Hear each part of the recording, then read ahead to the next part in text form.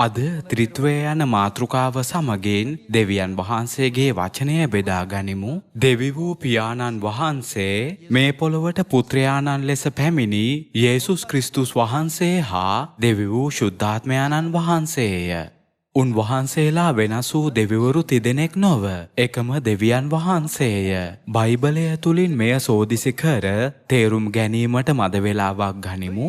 යොහාන් 5:39 බලමු. ලියවිලිවල සදාකාල ජීවනයේ ඇත්තේ යයි නුඹලා සිතන බැවින් නුඹලා ඒවා සොයන්න නොහුය. ඒවා කවුරුන් ගැනද මා ගැන සාක්ෂි දෙයි. අද දේශනා මාතෘකාව ත්‍රිත්වය නිසා ත්‍රිත්වය ගැන බයිබලය කුමක් උගන්වනවාදැයි සොයා බලමු. ත්‍රිත්වය ගැන නිවැරදි දැනුමක් නොමැතිනම් පිය වූ යෙහෝවා දෙවියන් වහන්සේ, පුත්‍ර වූ යේසුස් වහන්සේ හා දෙවි වූ ශුද්ධාත්මයාණන් වහන්සේ වෙන වෙනම සිටින බවට අප වරදවා වටහා ගන්නට පුළුවන්. අප මෙම සංකල්පය නිවැරදිව තේරුම් නොගත්තොත් අපගේ වරදවා වටහා ගැනීම නිසා බයිබලයේ සෑම ඉගැන්වීමක්ම වියවුල් ලෙස පෙනෙන්න පුළුවන්. ස්වාමින් වහන්සේ ගැලවුම් කරුය. තවත් පදයක යේසුස් ක්‍රිස්තුස් වහන්සේ ගැලවුම් කරුය කියාත් සටහන් වී තිබෙනවා. යෙහෝවාගේ සාක්ෂිකරුවන් වන්න කියාත් තවත් පදයක යේසුස් වහන්සේගේ සාක්ෂිකරුවන් වන්න කියාත් සටහන් වී තිබෙනවා. එම නිසා මනුෂ්‍යයන් එහෙමනම් බයිබලය අපට කියන්නේ කාව විශ්වාස කරන්න කියලාද කියා අසන්න පුළුවන්. ත්‍රිත්වය තේරුම් නොගෙන ඔවුන් වැරදි දැක්මක් ඇති කර ගන්නවා. වසර 2000කට ඉහතදී මේ පොළොවට පැමිණි විට උන්වහන්සේව ප්‍රතික්ෂේප කළා වූ යුදෙව්වන් පරිසෙවරුන් හා වේවස්ථා ගුරුවරුන් වගේ මේ දවස්වලත් ත්‍රිත්වය තේරුම් නොගෙන මිනිසයන් එකම වැරැද්ද කරමින් සිටිනවා. කෙසේ වෙතත් අපොස්තුල යොහන් මෙන් ත්‍රිත්වය විශ්වාස කළ අය කොහොමද? උන්වහන්සේ පටන් ගැන්මේදී වාක්‍යයන්ව සිටි දෙවියන් වහන්සේය. උන්වහන්සේ යේසුස් ක්‍රිස්තුස් වහන්සේමය. අපොස්තුල පාවුල් යේසුස් වහන්සේ ගැන පැවසුවේ කුමක්ද? උන්වහන්සේ රූපාකාරයෙන්ම දෙවියන් වහන්සේය කියාය. ඔවුන් සියලු දෙනාම මෙය බයිබලයේ ලිව්වා නේද? මුල් සභාවේ සියලු ශුද්ධවන්තයන් නිවැරදිව ත්‍රිත්වය විශ්වාස කළ නිසා යේසුස් ක්‍රිස්තුස් වහන්සේගේ ආත්මික තත්වය හා සැබෑ ස්වරූපය ඔවුන් සම්පූර්ණයෙන්ම තේරුම්ගෙන සිටියා. ශුද්ධාත්මයාණන්ගේ යුගයේ ජීවත් වන අපගෙන් යේසුස් වහන්සේගේ අලුත් නාමයෙන් පැමිණි ක්‍රිස්තුස් අන්සාහොන් වහන්සේ ගැන බොහෝ දෙනා අසන්න පුළුවන්. දෙවියන් වහන්සේ යයි කියාගන්න මනුෂයෙක්ව ඔබ විශ්වාස කරන්නේ කොහොමද? වසර 2000කට ඉහතදී ත්‍රිත්වය විශ්වාස නොකලා වූ මනුෂයන්ද එකම දේ පැවසුවා. යොහාන් 10:30 මේ ගැන පෙන්වා දෙනවා. ඉතිහාසයේ යලි කියවන්නාක් මෙන් ත්‍රිත්වය ගැන ඇති මනුෂයන්ගේ වරදවා වටහා ගැනීම නිසා ඇති වූ මේ සියලු තත්වයන් යුගයන් එනම් පියාණන්ගේත් පුත්‍රයාණන්ගේත් ශුද්ධාත්මයාණන්ගේත් යුග පුරාවට යලි යලිත් සිදු වෙමින් පවතිනවා. ඒ නිසා අප වෙනත් මෙවලම් හරහා ආත්මික ලෝකයේ දෙස නොබැලිය යුතුයි. ඒ වෙනුවට අප ආත්මික ලෝකයේ දෙස බැලිය යුත්තේ බයිබලය හරහා පමණයි. අද ත්‍රිත්වය යන මාතෘකාව දෙවියන් වහන්සේ පිළිබඳ නිවැරදි දැනුමක් ඇති කර ගැනීමේ මූලික විෂයන්ගෙන් එකකි. ඇත්තටම දෙවියන් වහන්සේව තේරුම් ගැනීම සඳහා ඊටා වැදගත් යතුරක් වන්නේ ත්‍රිත්වය බව කියන්න තරම් දෙයක් නොවේ. සියල්ලටම පළමුවෙන් අප ත්‍රිත්වය යන වචනයේ අරුත තේරුම් ගත යුතුයි. ත්‍රිත්වය යන වචනයෙන් පිය වූ යෙහෝවා දෙවියන් වහන්සේත් පුත්‍ර වූ යේසුස් වහන්සේ හා දෙවි වූ ශුද්ධාත්මයාණන් වහන්සේත් එකම දෙවියන් වහන්සේ බව අදහස් වෙනවා. ත්‍රිත්වයේ නිර්වචනය මෙයයි. මම ඔබට ජලයේ සංයුතිය ගැන උදාහරණයක් දෙන්නම්. ජලය යනු හයිඩ්‍රජන් පරමාණු දෙකක සහ ඔක්සිජන් පරමාණුවක එකතුවකි. එහි රසායනික සූත්‍රය H2O වන්නේ මේ නිසයි. උෂ්ණත්වය සෙල්සියස් අංශක 0 දක්වා අඩු වූ විට ජලය පරිණාමිතිය වනවා. එහි හැඩය වගේම නමත් වෙනස් වෙනවා. ජලය අයිස් ලෙසට නම වෙනස් වන්නේ එහි හැඩය ද්‍රවයක සිට ඝන බවට වෙනස් වන නිසාය. එසේනම් එය සෙල්සියස් අංශක 100ට හෝ ඊට වඩා වැඩි උෂ්ණත්වයකින් රත් වූ විට සිදුවන්නේ කුමක්ද? එහි නාමය වාෂ්පය ලෙස වෙනස් වනවා. කෙසේ වෙතත් එහි රසායනික සූත්‍රය වෙනස් වෙනවද? ජලයෙහි ඇති H2O මූලික ස්වභාවය වෙනස් වන්නේ නැහැ. උණු කලත් සීත වුවත් ද්‍රව්‍යයක් ලෙස ඉතිරි වුවත් ජලය H2O සංයෝගයක් ලෙස පවතිනවා. එහෙමනම් නාමය හා හැඩය කොහොමද? ඒවා එක් එක් තත්වයන්ට අනුව වෙනස් වනවා. එලෙස පියාණන්ගේ යුගයේදී දෙවියන් වහන්සේට යෙහෝවා යන නාමය තිබුණත් පුත්‍රයාණන්ගේ යුගයේදී නාමයට වුණේ කුමක්ද? උන්වහන්සේට යේසුස් යන නාමය තිබුණා. ශුද්ධාත්මයාණන්ගේ යුගයේදී කොහොමද? උන්වහන්සේට අන්සාහොන් යන අලුත් නාමය තිබෙනවා. ශීතලට ගල් ගැසුණත් එය H2Oය. උණු වුවත් H2Oය. ද්‍රව තත්වයක වුවද එය H2O වේ. එහි ස්වභාවය කිසිදා වෙනස් වෙන්නේ නැහැ. විවිධ තත්වයන් තුලදී ජලයට විවිධ නාමයන් තිබුණත් එහි ස්වභාවය වෙනස් වන්නේ නැහැ. එලෙස දෙවියන් වහන්සේ පියාණන්ගේ යුගයේදී යෙහෝවා යන නාමය භාවිතා කළා. පුත්‍රයාණන්ගේ යුගයේදී එකම දෙවියන් වහන්සේ යේසුස් යන නාමය භාවිතා කළා. ශුද්ධාත්මයාණන්ගේ යුගයේදී මේ පොළොවට පැමිණි විට උන්වහන්සේ භාවිතා කළේ කුමන නාමයද? උන්වහන්සේ අන්සාහොන් යන නාමය භාවිතා කළා. බයිබලය එය අලුත් නාමය ලෙස විස්තර කර තිබෙනවා. එය යේසුස් වහන්සේගේ අලුත් නාමයයි. ජලයේ පරිවර්තනය පැහැදිලිව තේරුම් ගත්තා නම් ඔබට ත්‍රිත්වයේ සංකල්පයත් තේරුම් ගන්න පුළුවන්. ජලය අයිස් හෝ වාෂ්ප බවට පත් වූවත් රසායනික සූත්‍රය කිසිසේත්ම වෙනස් වන්නේ නැහැ. ඒ හා සමානව පියාණන් යෙහෝවාද පුත්‍ර වූ යේසුස් හා යේසුස් වහන්සේගේ අලුත් නාමය වන ශුද්ධාත්මයන්න් වහන්සේද වෙනස් නොවන එකම වූ දෙවියන් වහන්සේය. අද අප අධ්‍යයනය කරන ත්‍රිත්වයේ මූලික කරුණ මෙයයි. යේසුස් වහන්සේ පැවසුවේ ලියවිලි මා ගැන සාක්ෂි දෙයි කියාය. බයිබලය ඇත්තටම මේ ආකාරයෙන් යේසුස් වහන්සේ ගැන සාක්ෂි දරනවද? අප මෙය සනාථ කරගත යුතුයි නේද? පළමුව පිය වූ යෙහෝවා දෙවියන් වහන්සේත් පුත්‍ර වූ යේසුස් වහන්සේත් එකම දෙවියන් වහන්සේ බව සනාථ කරගනිමු. යෙසායා 9:6 මක්නිසාද අපට ලදරුවෙක් උපන්නේය, අපට පුත්‍රයෙක් දෙන ලද්දේය. ආණ්ඩුවද උන්වහන්සේගේ කරපිට තිබෙන්නේය. උන්වහන්සේගේ නාමය කුමක්ද? අපූර්වය, මන්ත්‍රීවරයාය, පරාක්‍රමවත් දෙවියන් වහන්සේය. මක්නිසාද අපට ලදරුවෙක් උපන්නේය කියා බයිබලය අනාවැකි කරනවා. ලදරුවා පරාක්‍රමවත් දෙවියන් වහන්සේ බව බයිබලය පවසනවා. ඊළඟට කුමක්ද? ලියවී ඇත්තේ සදහකාල පියානෝය කියාය. යේසුස් වහන්සේ ඉපදීමට වසර 700කට ඉහතදී තමන් පුත්‍රයාණන්ගේ රූපාකාරයෙන් පොළොව මත උපදින බවට පියාණන් වහන්සේ අනාගත වක්තෘවරයෙකු ලවා අනාවැකියක් ලියා තැබුවා. සදහකාල පියාණන් සම්බන්ධව පියාණන්ගේ යුගයේදී පියාණන් වහන්සේව ඇමතුවේ යෙහෝවා යන නාමයෙන්ය. පුත්‍රයාණන් ලෙස ඉපදුණු දරුවා කවුරුන් බවට පත් වුණාද? ඉපදුනා වූ දරුවා සදහකාල පියාණන් බව බයිබලය සාක්ෂි දරනවා. වෙනත් ලෙසකින් පැවසුවොත් මේ පොළොවේ දරුවෙක් ලෙස ඉපදුණු යේසුස් වහන්සේ පිය වූ යෙහෝවා දෙවියන් වහන්සේය. මින් අදහස් වන්නේ උන්වහන්සේලා එකම වූ දෙවියන් වහන්සේ බව නේද?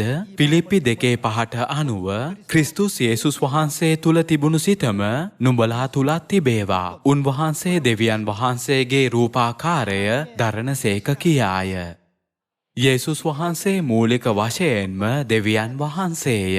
වෙනත් ලෙසකින් පැවසුවොත් මෙයින් උගන්වන්නේ යේසුස් වහන්සේ පිය වූ යෙහෝවා දෙවියන් වහන්සේ බව නේද? බයිබලයේ සාක්ෂි දරන මෙම පදවලට වඩා වෙනත් සාක්ෂි අපට සොයාගන්න බැහැ. එහෙම නේද? යොහන් 1:1 පටන් ගැන්මෙහිදී වාක්‍යානෝ සිටිසේක. වාක්‍යානෝ දෙවියන් වහන්සේ හා සමග සිටිසේක. වාක්‍යානෝ කවුරුන්ද? දෙවියන් වහන්සේව සිටිසේක. පටන් ගැන්මේදී වාක්‍යානන් ලෙස සිටි දෙවියන් වහන්සේ උත්පත්ති 1:1 පෙනී සිටි පිය වූ යෙහෝවා දෙවියන් වහන්සේය. දැන් යොහන් 1:14 කියවමින් පිය වූ යෙහෝවා දෙවියන් වහන්සේට කුමක් සිදු වුණාද කියා සොයා බලමු. දෙවියන් වහන්සේ වන වාක්‍යානෝ කුමක් සිදු වුණාද? තවද වාක්‍යානෝ මාංශවත් වී කරුණාවෙන්ද සත්‍යයෙන්ද පූර්ණව අප අතරෙහි වාසය කළසේක. පියාණන් වහන්සේ වෙතින් වූ ඒකජාතක පුත්‍රයාණන් වහන්සේගේ මහිමය වැනි උන්වහන්සේගේ මහිමය දුටිමුව. පිය වූ යෙහෝවා දෙවියන් වහන්සේ මේ පොළොවේ මාංශවත්ව කවුරුන් ලෙස ඉපදුනාද? උන්වහන්සේ යේසුස් ක්‍රිස්තුස් වහන්සේ ලෙස ඉපදුනා. යොහන් 1:1 හා 1:14න් අපට මෙය සනාථ කරගන්න පුළුවන්. පිය වූ යෙහෝවා දෙවියන් වහන්සේ කළ සෑම දෙයක්ම යේසුස් වහන්සේ කළ දේවල් කියා කීම වැරදි නැහැ. අපට එසේ කියන්න පුළුවන්. එහෙම නේද? පිය වූ යෙහෝවා දෙවියන් වහන්සේ හා යේසුස් වහන්සේ ගැන අපට මේ ආකාරයෙන් කතා කරන්න පුළුවන්. ඇයි? උන්වහන්සේලා වෙනස් නොවූ එකම දෙවියන් වහන්සේ වන නිසායි. පිය වූ යෙහෝවා දෙවියන් වහන්සේ යේසුස් යන වෙනස් නාමය භාවිතා කළත් උන්වහන්සේලා මූලික වශයෙන් එකම දෙවියන් වහන්සේය.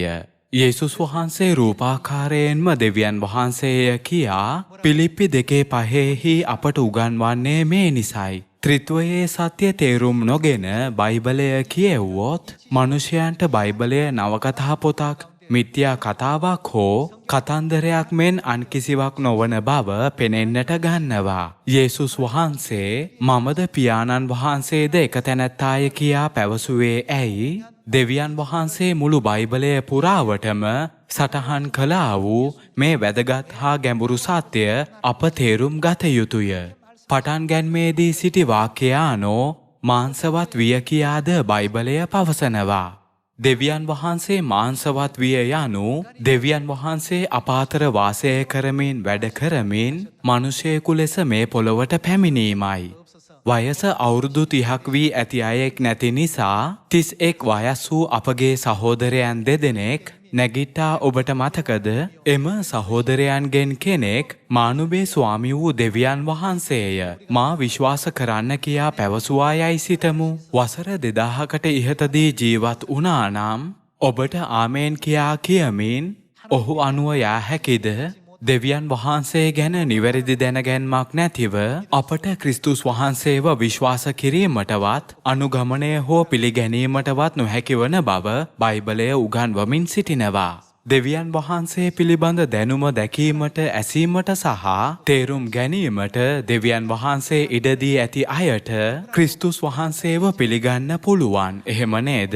ක්‍රිස්තුස් වහන්සේ කොයිතරම් රහසිගත පෙනුමකින් පැමිණියත් ඔවුන්ට උන්වහන්සේව හඳුනා ගන්නත් පිළිගන්නත් පුළුවන් වෙනවා. Taman කවුරුන්දැයි යේසුස් වහන්සේ ඍජුව එළිදරව් කළද බොහෝ යුදෙව්වන්, ව්‍යවස්ථා ගුරුවරුන් හා පරිසෙවරුන් උන්වහන්සේට ගසන්ට ගල් අතට ගත්තා. යොහන් 10:30 මමද පියාණන් වහන්සේද එක තැනැත්තාය කියාය. මෙම පදයේ ලියවී ඇති ප්‍රකාශයෙන් ත්‍රිත්වයේ සත්‍ය ඉතා පැහැදිලිව විස්තර කර තිබෙනවා. යේසුස් වහන්සේ දුන් මෙම ඉගැන්වීම තිබියදීත් ත්‍රිත්වයේ සංකල්පය ගැන වටහා නොගත් යුදෙව්වන්ගේ ප්‍රතිචාරය ගැන ඊළඟ පදයෙන් සොයා බලමු. 31 වන පදය. යුදෙව්වරු උන්වහන්සේට ගසන්ට නැවතත් ගල් අතට ගත්තෝය. යේසුස් වහන්සේ ඔවුන්ට උත්තර දෙමින් පියාණන් වහන්සේගෙන් බොහෝ යහපත් ක්‍රියා නුඹලාට දැක්වීමි. එයින් කොයි ක්‍රියාව නිසා මට ගල් ගසන්නහුදැයි ඇසූසේක. යුදෙව්වරු උන්වහන්සේට උත්තර දෙමින් අප නුඹට ගල් ගසන්නේ යහපත් ක්‍රියාවක් නිසා නොව දේව අපහසය නිසාය. මිනිසෙක් වූ නුඹ දෙවියන් වහන්සේ වෙන්ට සාදර නිසායයි කීවෝය. සාමාන්‍ය මිනිසෙක් දෙවියන් වහන්සේ වන්නේ කෙසේද? මෙසේ පැවසීමෙන් අපහාස කිරීම සඳහා ඔවුන් උන්වහන්සේට ගසන්ට ගල් අතට ගත්තා. සියල්ලෙනි යේසුස් වහන්සේ විසින්ම පැවසුවේ තමන් පියාණන් වහන්සේ බවයි. අපොස්තුල යොහන්ද මේ ගැන සාක්ෂි දැරුවා. පැහැදිලිවම යෙසායා 9:දීත් මේ ගැන අනාවැකි කළා. ගලීලයේ ඉපදී හැදී වැඩුණු පුත්‍රයාණන් වන ලදරුවා පරාක්‍රමවත් දෙවියන් වහන්සේ බව යෙසායා පොතේ අනාවැකිය ප්‍රකාශ කරමින් සිටිනවා. එහෙමනම් එහෙමනම් පිය වූ යෙහෝවා දෙවියන් වහන්සේ හා පුත්‍ර වූ යේසුස් වහන්සේ එකිනෙකාට වෙනස්ද? නැහැ. ඔවුන් කිසිසේත් වෙනස් වන්නේ නැහැ. යෙසායා 43:11 බලමු. මමම ස්වාමින් වහන්සේය. මා ඇර කවුරුන්ද වෙන ගැලවුම්කාරයෙක් නැත. පිය වූ යෙහෝවා දෙවියන් වහන්සේ පුත්‍ර වූ යේසුස් වහන්සේගෙනුත් ශුද්ධාත්මයන්න් වහන්සේගෙනුත් වෙනස් නම් අප විශ්වාස කළ යුත්තේ කවුරුන්ද? යෙසායා 43 වන පරිච්ඡේදයට අනුව අප පිය වූ යෙහෝවා දෙවියන් වහන්සේව විශ්වාස කළ යුතුය. පරණ ගිවිසුමේ ලියවී ඇත්තේ මමම ස්වාමින් වහන්සේය. මා ඇර වෙන ගැලවුම්කාරයෙක් නැත කියාය. කෙසේ වෙතත් අලුත් ගිවිසුමේදී යේසුස් වහන්සේව විශ්වාස කළා වූ අය කියා සිටියේ යේසුස් වහන්සේ ඇර වෙන ගැලවුම්කාරයෙක් නැත. එබැවින් අප යේසුස් වහන්සේව විශ්වාස කළ යුතුයි. ක්‍රියා 4:11 සුළු කරනු ලැබුවාවුද කොනේ ප්‍රධාන ගල කරනු ලැබුවාවුද ගලය. වෙන කිසිවෙකු තුල ගැලවීම නැත්තේය. වෙන කිසිවෙකු තුල නැත්තේය යනු ගැලවීම යේසුස් වහන්සේ තුල පමණක් ඇති බවයි. මක්නිසාද අපේ ගැලවීමට අවශ්‍ය වූ මනුෂ්‍යයන් අතරේ දෙන ලද වෙන කිසි නාමයක් ස්වර්ගයෙන් යට නැත්තේ යයි කීවේය. යෙසායා 43:හි මා ඇර වෙන ගැලවුම්කාරයෙක් නැත කියා පැවසුවත් ක්‍රියා 4:12 සටහන් වී ඇත්තේ යේසුස් වහන්සේ ඇර වෙන ගැලවුම්කාරයෙක් නැත කියාය. අප විශ්වාස කළ යුත්තේ නොකළ යුත්තේ බයිබලයේ කුමන කොටසද? යෙසායා 43 වන පරිච්ඡේදයේ පවසන්නේ යෙහෝවා හැර වෙන ගැලවුම්කාරයෙක් නැත කියාය. ක්‍රියා 4:12 පවසන්නේ යේසුස් වහන්සේ ඇර වෙන ගැලවුම්කාරයෙක් නැත කියාය. කෙසේ වෙතත් බයිබලයේ කිසිදු පරස්පරයක් නැහැ. යෙහෝවා දෙවියන් වහන්සේ කවුද? පුත්‍ර වූ යේසුස් වහන්සේය. පුත්‍ර වූ යේසුස් වහන්සේ කවුද? පිය වූ යෙහෝවා දෙවියන් වහන්සේය. මෙම කෝණයෙන් බයිබලයේ පොත් 66 තේරුම් නොගත්තොත් පළමු වර හා දෙවන වර පැමිණීමේදී කළ දේවල් මනුෂ්‍යයන්ට කිසිදාක තේරුම් ගැනීමට නොහැකි වනවා. දැන් අප ක්‍රිස්තුස් අන්සහෝන් වහන්සේගේ නාමයෙන් යාඥා කරනවා. උන්වහන්සේගේ මහිමය දේශනා කරනවා. මෙසේ කරන නිසා අනෙකුත් සභාවන් පවසන්නේ දෙවියන් වහන්සේගේ සභාව යේසුස් වහන්සේව විශ්වාස නොකරනවා කියාය. කෙසේ නමුත් අප යේසුස් වහන්සේව පිය වූ යෙහෝවා දෙවියන් වහන්සේව අප අලුත් නාමයත් විශ්වාස කරනවා. දෙවියන් වහන්සේගේ සභාව පියාණන් සහ පුත්‍රයාණන්වත් ශුද්ධාත්මයාණන් අන්සහෝන් වහන්සේවත් විශ්වාස කරනවා. අනෙකුත් සභාවන් ත්‍රිත්වය ගැන නොදන්න නිසා මෙලෙස සිතනවා.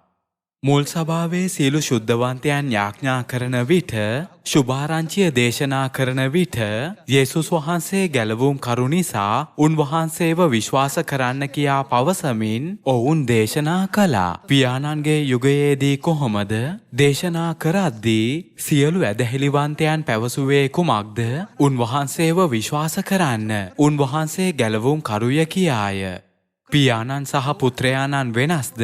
නිසකවම එසේ නොවේ. යෙහෝවා දෙවියන් වහන්සේ යේසුස් යන නාමය යටතේ මේ පොළොවට පැමිණ සියලු මනුෂ්‍ය වර්ගයාව ගැලවීමේ මාර්ගයට මඟ පෙන්වා දුන්නා. දැනුම නොමැති අය සිතන්නේ යෙහෝවා හා යේසුස් වෙනස් ලෙසයි.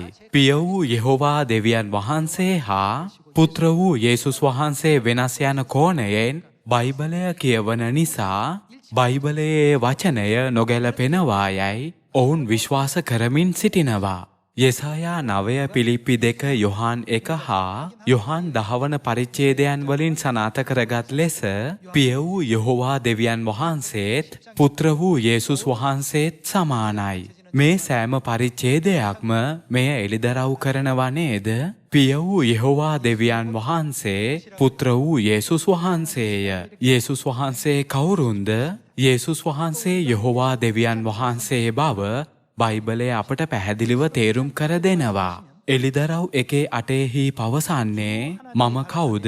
මම අල්පා සහ ඔමෙගාද වෙමි. සිටින්නා වූ සිටියා වූ මතු සිටින්නා වූ සර්ව පරාක්‍රම වූ ස්වාමි වූ දෙවියන් වහන්සේ කියනසේක. මෙහිදී ස්වාමි වූ යෙහෝවා දෙවියන් වහන්සේ පවසන්නේ මම අල්පා සහ ඔමෙගාද වෙමි කියාය. තමන් සම්බන්ධව යේසුස් වහන්සේද එකම දේ පවසමින් සිටිනවා. එලිදරව් 22:13 බලමු. මම අල්පා සහ ඔමෙගාය. පළමුවෙනියා සහ අන්තිමයාය. පටන් ගැන්ම සහ කෙලවරය. 16 වන පදයට අනුව මම කවුරුන්ද? යේසුස් වන මම සභාවන් උදෙසා කියාය. යේසුස් වහන්සේද පැවසුවේ මම අල්පා සහ ඔමෙගාය කියාය. එලිදරව් 1ේදී පිය වූ යෙහෝවා දෙවියන් වහන්සේ පවසන්නේ මම අල්පා සහ ඔමෙගාය කියාය. අල්පා සහ ඔමෙගා යන්නෙන් අදහස් කරන්නේ කුමක්ද? ග්‍රීක හෝඩියේ මුල් අක්ෂරය අල්පාය. ග්‍රීක හෝඩියේ අවසන් අක්ෂරය ඔමෙගාය. වෙනත් ලෙසකින් පැවසුවොත් පටන් ගැන්ම හා අවසානය මමම යන්නයි. පළමුවෙනියා සහ අන්තිමයා මමය. පිය වූ යෙහෝවා දෙවියන් වහන්සේත් පැවසුවේ පටන් ගැන්ම සහ අවසානය කියාය. උන්වහන්සේලාට එකම පටන් ගැන්මක් හා අවසානයක් තිබෙන නිසා පිය වූ යෙහෝවා දෙවියන් වහන්සේව පුත්‍ර වූ යේසුස් වහන්සේගෙන් වෙනස් අයෙක් කියා අපට කියන්න පුළුවන්ද? අනාගත වක්තෘ යෙසායාගේ අනාවැකි හා පිලිප්පි දෙවන පරිච්ඡේදයේ ලියවී ඇති උන්වහන්සේ රූපාකාරයෙන්ම දෙවියන් වහන්සේය යන අපොස්තුල පාවුල්ගේ සාක්ෂිය තුළින් අපට පැහැදිලිව තේරුම් ගන්න පුළුවන්. මෙම ඉගැන්වීම් ප්‍රතික්ෂේප කළොත් අලුත් නාමය ඇතිව මේ යුගයේදී පෙනී සිටින ක්‍රිස්තුස් අන්සාහොන් වහන්සේ ගැන අනාගත වක්තෘ හොෂයා බොහෝ අවධාරණයෙන් කියා සිටි දෙවියන් වහන්සේගේ නිවැරදි කැමැත්තද ඉටු කිරීමට අපට නොහැකි වනවා. මේතාක් පියාණන් සහ පුත්‍රයාණන් එකම තැනැන් වහන්සේ බව අප සොයා ගත්තා.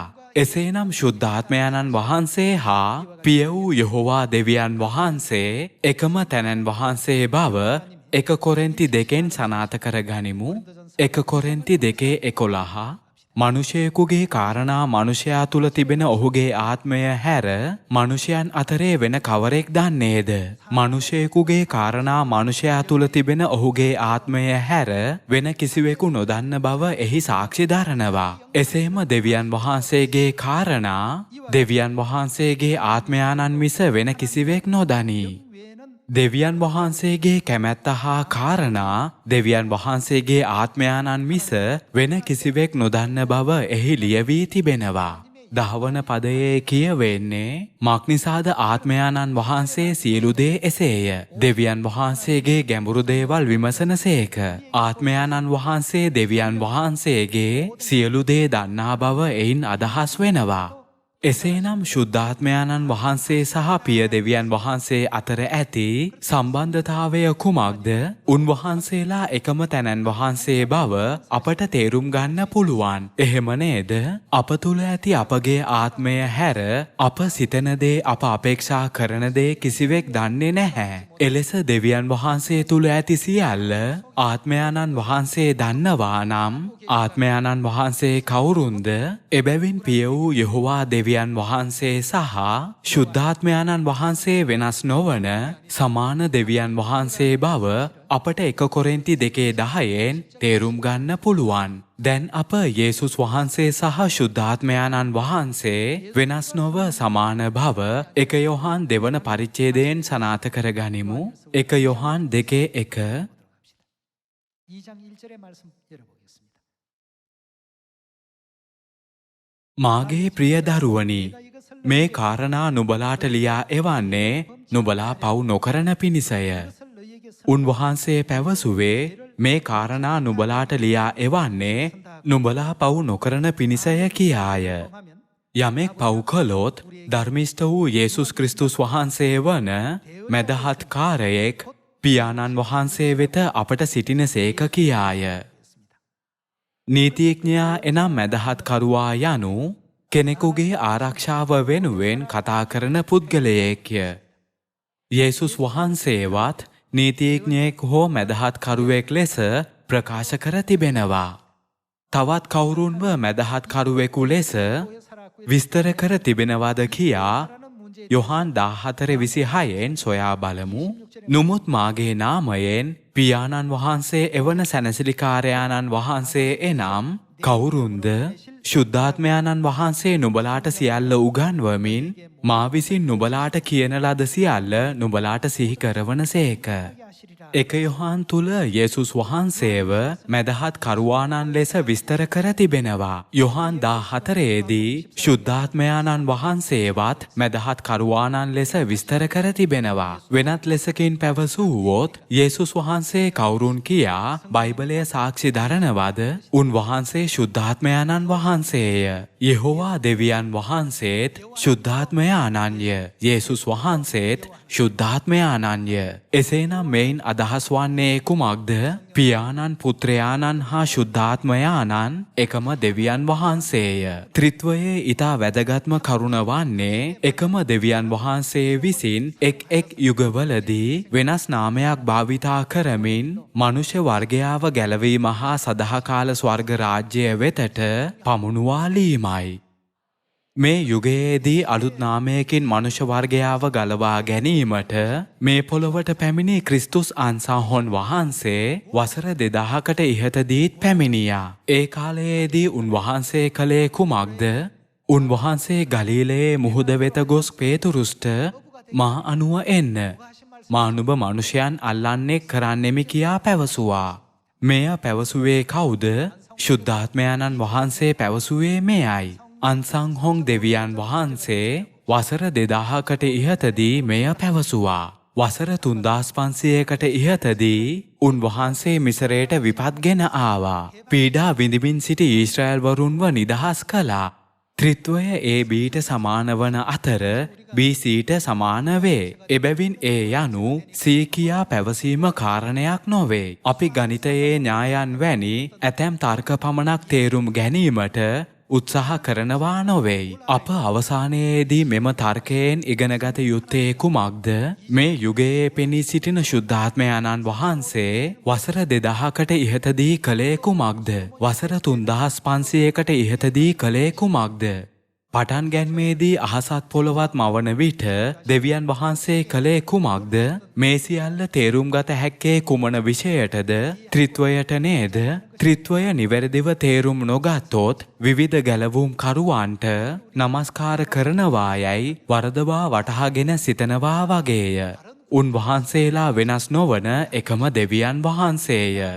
යේසුස් වහන්සේ යොහාන් 10:30දී මමද පියාණන් වහන්සේද එක තැනැත්තාය කියා පැවසුවේ ඒ නිසයි. ත්‍රිත්වයේ සත්‍ය තේරුම් නොගෙන සොදොම හා ගොමොරාව විනාශ කළා වූ තැනැන් වහන්සේ බවත් අපට තේරුම් ගැනීමට පුළුවන් වෙනවද? ක්‍රිස්තුස් අන්සාහොන් වහන්සේ මේ යුගයේ අපගේ ගැලවීම සඳහා හදිසියෙන්ම ස්වර්ගයෙන් මේ පොළොවට පහළ වූ අහඹු දෙවි කෙනෙක්ද? කොහෙත්ම නැහැ.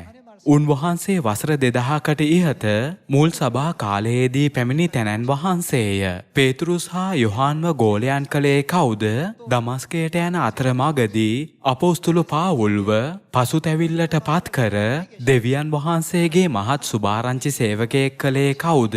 මේ සියල්ල කළේ ක්‍රිස්තුස් අන්සාහොන් වහන්සේය. අද අප ත්‍රිත්වයේ සත්‍ය ඉගෙන ගත්තේ යෙහෝවා දෙවියන් වහන්සේත් පුත්‍ර වූ යේසුස් වහන්සේත් යෙහෝවා දෙවියන් වහන්සේ හා ශුද්ධාත්මයාණන් වහන්සේත් එකම තැනැන් වහන්සේ යන තර්කය පමණක් දැන ගැනීමට නොවේ. මේ යුගයේදී අලුත් නාමයකින් මේ පොළොවට පැමිණි ක්‍රිස්තුස් අන්සාහොන් වහන්සේගේ සියලු පසුගිය ක්‍රියාවන් අපට දැකගන්න පුළුවන්. ඒ වගේම ක්‍රිස්තුස් අන්සාහොන් වහන්සේගේ ශුද්ධ හා මහත් කාර්ය අපට නිවැරදිව තේරුම් ගැනීමට හැකි වෙනවා. අද අප ත්‍රිත්වයේ අරුත සම්බන්ධව දෙවියන් වහන්සේගේ වචනය අධ්‍යයනය කළා. ඔබ සියලු දෙනාටම දෙවියන් වහන්සේගේ කරුණාව ලබා නිතරම වචනය තුල රැඳෙන්න හැකි වේවි යයි පතමින් දේශනාව අවසන් කරමි. ඔබට බොහොම ස්තුතියි.